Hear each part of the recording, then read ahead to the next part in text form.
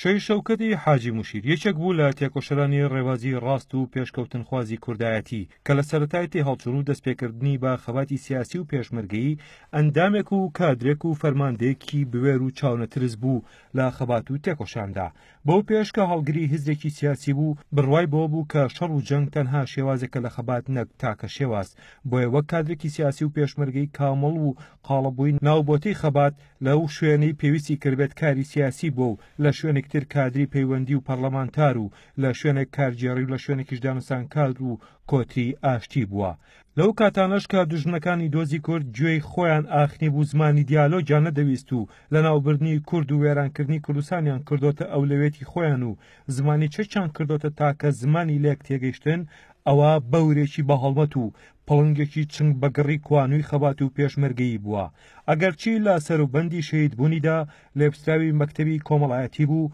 ئەرچی چەسپاندنی ئاشتی کۆمەڵایەتی لە سۆنگەی بیر و ئایدۆلۆژیای یەکێتیەوە گرت بۆ ئەستۆی بەڵام لەگەڵ دروستبوونی هەڕەشە لەسەر ئاشتی و ئارامی کوردستان لەلایەن تیرۆریستانی ئەنسار ئەلئیسلامەوە لە ناوچەی هەڵەبجە و هەورامان دەیزانی بەبێ چەسپاندنی ئاشتی لە سنوورەکان ناو شارەکانیش ئاشتی و ئارامی بەخۆ نابینن بۆیە دیسانەوە دوو ئەرکی خسە ئەستۆی خۆی لەلایەک وەک یەکێک لە فەرماندە سەربازیە دیارەکانی کوردستان سەرپەرشتی بەشێک لەو هێزانی گرتە ئەستۆ کە ئازادکردنی شاری هەڵەبجە و چیای شنڕیان پێسپێررا بوو لەلایەکی تریشەوە کەسایەتیە کۆمەڵایەتەکەی لە ناوچەکەدا ئەوەی پێڕەوا دەبینی کە بۆ بەرگرتن لە ڕشتنی هەرچی زیاتری خوێنە لە ناوچەکە بکەوێتە هەوڵی کۆتایی هێنان بەو ئاڵۆزی و گژیەی کە ماوەیەک بوو بەهۆی گروپێکی تیرۆریستی لۆکاڵی بە سەرپەرشتی ڕێکخراوی تیرۆریستی نێودەوڵەتی قاعیدە لە ناوچەکەدا سەریان هەڵدا بوو ئەگەرچی هەندێک لەو هەوڵە ئاشتیانە وا پێدەچوو کە بەریان گرت بێت بەڵام دەرکەوت ئەو کوردانی کە ڕۆچوونەتە ناو زەلکاوی خیانەت و گومڕاییەوە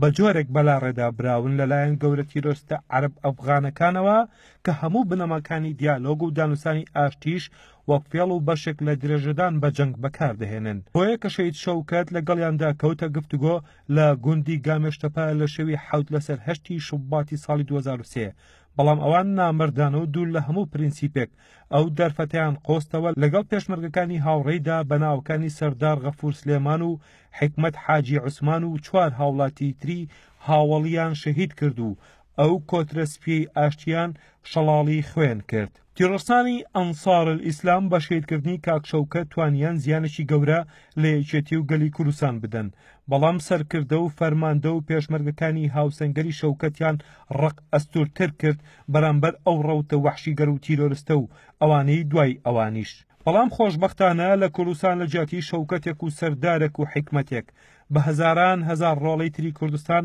لە کچان و کوڕان بە درێژایی زیاتر لە 1000 کیلۆمەتر نەک هەربەریان بە هێرش و پەلامارەکانی تیرۆریستانی قاعیدە و جوندل ئیسلام و داعش گرت بەڵکو لە باشووری کوردستانەوە تا عەفرین و ڕۆژئاوای کوردستان پێشمەرگە و تێکۆشەرانی هەر چوار پارچەی کوردستان پارێزگاری لە کوردستان دەکەن و ناوبانگی پیرۆزی پێشمەرگە سنوورەکانی تێپەڕاندووە کەم وڵات و شوێن و گەل هەیە گوێبیستی داستان و قارەمانەتەکانی پێشمەرگە نەبوو بێت بەتایبەت لە جەنگی دژ بە تیرۆردا لە بەرامبەر تیرۆریستانی داعش و ئازایەتی پێشمەرگە وای کرد کە گەورەترین هاوپەیمانی جیهان کە هاوپەیمانی نێودەوڵەتی دژ بە تیرۆریستانی داعشە دان بە ئازایەتی و نەبەردی و خۆنەویستی و ئازادی ویستی پێشمەرگەدا بنێن